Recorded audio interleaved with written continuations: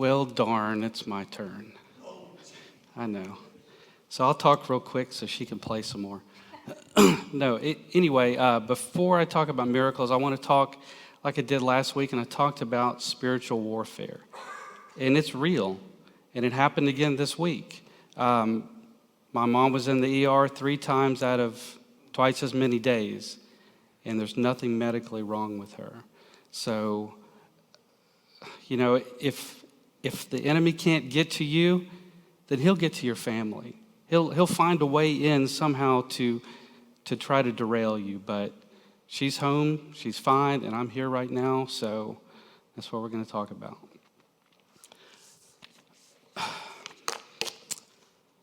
So, I guess before I start, so if you ever worked anywhere and you were at some remote location and you heard, oh no, corporate's showing up.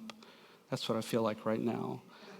Corporate is here right now and they're going to evaluate me. So if you see him with a clipboard, take it away. Okay? Let me take these off. Okay. So I'm going to tell you a couple of stories about miracles. Over 15 years ago, I traveled with my friend Brian to Tampa, Florida on business. And after we conducted our business meeting, we had plenty of time left over. And Brian asked me, James, do you like roller coasters? And I said, Brian, I'm not a risk taker. I don't parachute. Why anyone would jump out of a perfectly good airplane is beyond me. And I said, but I do enjoy amusement parks. And he said that we would go to Busch Gardens. And that's kind of what it looked like at the time. He said, James, it's all the Busch beer products you can drink and all the roller coasters you can ride for one price. And I thought to myself, no, that's not a real good combination. But since he drove us to Tampa and I was his passenger, I went along with it. We found the entrance to Busch Gardens and headed to the main gate. The drive to the gate was a beautiful S-shaped road with lots of curves and amazingly lush plant life. I thought to myself, is Busch Gardens trying to resemble the Garden of Eden? Likely not, but surely they were trying to replicate what I imagined it would look like. And it was a long, winding drive to the gate, like I mentioned, and we were about 50 feet from the entrance when I saw the very first parking information sign, $20 per vehicle to park for the day. And I was bummed out. I like to save money, and I would have gladly walked to the entrance from some faraway off-site parking just to save the $20 strictly on principle. But Brian said he would pay for it, but I wouldn't let him since he drove there. So as we waited in the line to get to where we had to pay, I rolled down my window and I sulked on the passenger door frame. And then I looked up and I saw something twirling in the air, headed straight for the car. And it was just like that feather in the opening of Forrest Gump. But I couldn't make out what it was. But it was destined to land right next to the passenger door where I was. As soon as I couldn't see it any longer, I opened my door and looked on the ground. On the ground was a crisp new $20 bill. Exactly enough for parking. Was that a miracle from God? Certainly, I had the money to pay for parking. I believe it to be a miracle because God provides. Even if we think we have enough, He provides even more. And if you look for God's miracles, you will see them daily. So while I was attending college in the 90s, this guy right here, a TV preacher named Robert Tilton would come on our dorm television at odd times. We were students, and the 4 of us kept odd schedules. I don't even remember how the television always ended up on him. By the way, his appearance was no miracle. His Success in Life program had some scripture, some forced kneeling, praying by him, lots of exaggerated theatrics, and always a toll-free number flashing on the screen to donate money to his ministry. Later on, I found out that he had his hair colored gray so he could look more distinguished and authoritative. He advertised the miracle prayer cloth, a small piece of yellow or red felt about 4 inches square that you could speak your prayers into, enclose some money with it, and mail it back to him. You were assured that he would personally pray over your miracle prayer cloth and that God was listening to Robert Tilton on your behalf. On a dare from my doormates, I called the toll-free number and requested a packet from Robert Tilton's Success in Life Ministries. A few days later, my glossy, extra thick, personalized packet arrived at my university post office box. Inside was my yellow miracle prayer cloth, a few newsletters supposedly showing his overseas mission work, and a fold-out prayer poster that looked like this, where I could place my hand over Robert's life-size photo of his professional headshot in his hand with a dotted line around where I should place mine. And lots of postage-paid envelopes for donations, a few more oohs and ahs testimonials, and even more donation envelopes. The fold-out life-size poster looked like a cheap board game to me, as it had spaces around it to mark off 21 days in prayer of miracle agreement with him. I thought, only a fool would send this huckster their money, and I'm no fool. In fact, lots of people did send him their money.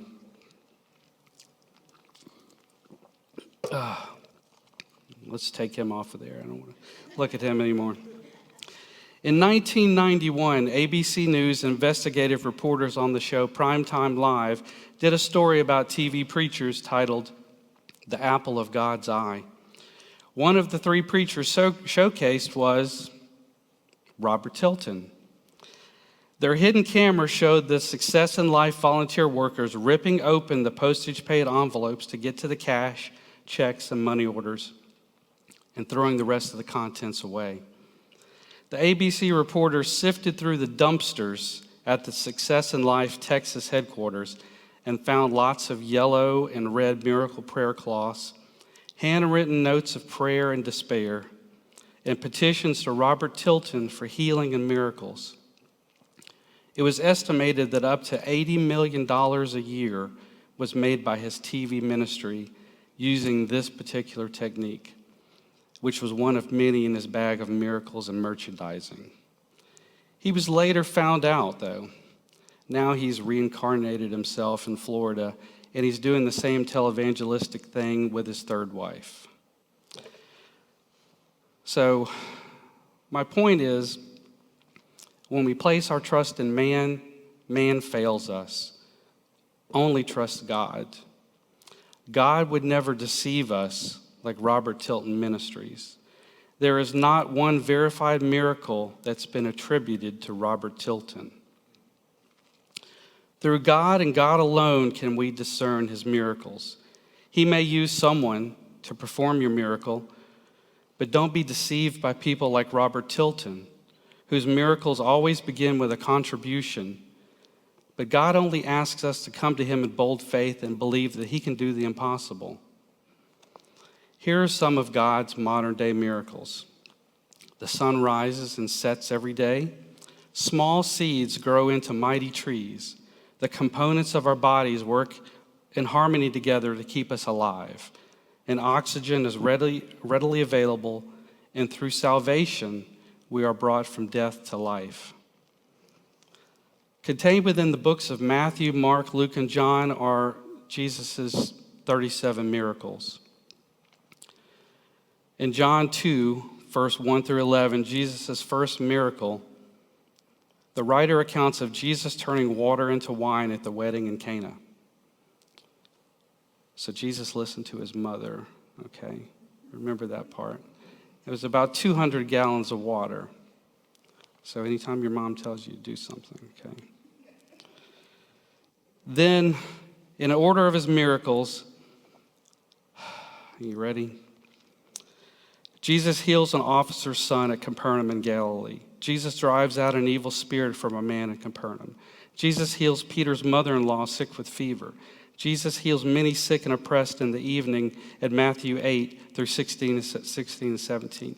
Then a miraculous catch of fish on the lake of Gennesaret. Jesus cleanses a man with leprosy. Jesus heals a paralytic man who was let down from a roof. Jesus heals a man's withered hand on the Sabbath. Jesus raises a widow's son from the dead in Nain. Jesus calms a storm on the sea. Jesus casts demons out into a herd of pigs. Jesus heals a woman in the crowd with a history of bleeding. Jesus raises Jairus' daughter back to life.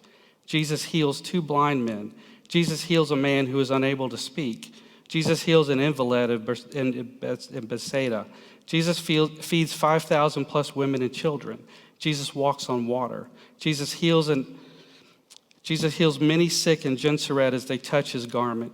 Jesus heals a Gentile woman's demon-possessed daughter. Jesus heals a deaf and dumb man. Jesus feeds 4,000 plus women and children. Jesus heals another blind man at Bethsaida. Jesus heals a man born blind by spitting into his eyes. Jesus heals a boy with an unclean spirit. A miraculous temple tax appears in a fish's mouth. Jesus heals a blind, mute demonic. Jesus heals a woman who had been crippled for 18 years. Jesus heals a man with dropsy on the Sabbath. Jesus cleanses 10 lepers on the way to Jerusalem. Jesus raises Lazarus from the dead in Bethany. Jesus restores sight to Bartimaeus in Jericho. Jesus withers a fig tree on the road from Bethany. Jesus heals a servant's severed ear while he's being arrested. And on the second miraculous catch of fish in the Sea of Tiberias. Can we just pause for a moment? That's a lot. Jesus performs miracles. Robert Tilton does not.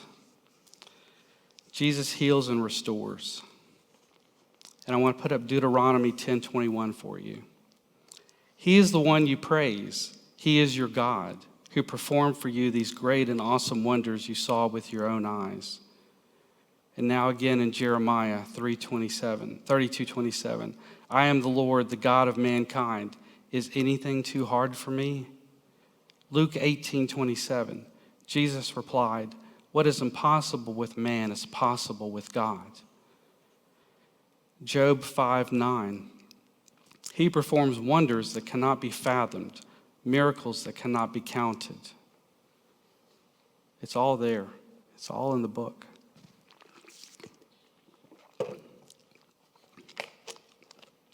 So I want to talk about Job for a second. Oftentimes I have identified myself with Job. I'm sure most of us have. Job was a man who had every reason to turn his eyes away from God. He lost everything except his life.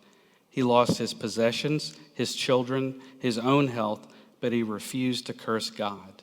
His devotion to God sustained him through this adversity. He was a wager between Satan and God to see how much suffering one person could take and remain loyal to God. Did Job need a miracle? In the end, God restored all that Job had lost and gave Job twice as much as he had before. Satan was proved wrong, and God's righteousness had prevailed. During your own chaos, can you still ask God for a miracle like Job did? Use that bold faith that we spoke about last Friday and ask God right now for a miracle. We can pause for a moment. Ask God for a miracle. He's still in the miracle business. This is what he does. It's what he does best. Can God use you to perform miracles? Acts 19:11 through 12. God did extraordinary miracles through Paul, so that even handkerchiefs and aprons that had touched him were taken to the sick, and their illnesses were cured, and their evil spirits left them. Yes, even God can use you to perform a miracle. If you believe that God can perform a miracle in your life, at the end, come down here to the altar and ask him yourself. Just a conversation between you two. Prayer team is here with you, and I ask you to bring those petitions to God tonight. Use the bold faith that I spoke about last Friday and bring your request to God. And this is the time, and this is the place, and this is what we're here for tonight during Lent. You are in the presence of the Holy Spirit as we sit here right now. you have a direct connection to God. And my prayer for you is that you will ask God for that miracle, and he will provide. So I'm going to go right down here. Nick's going to be down here also too.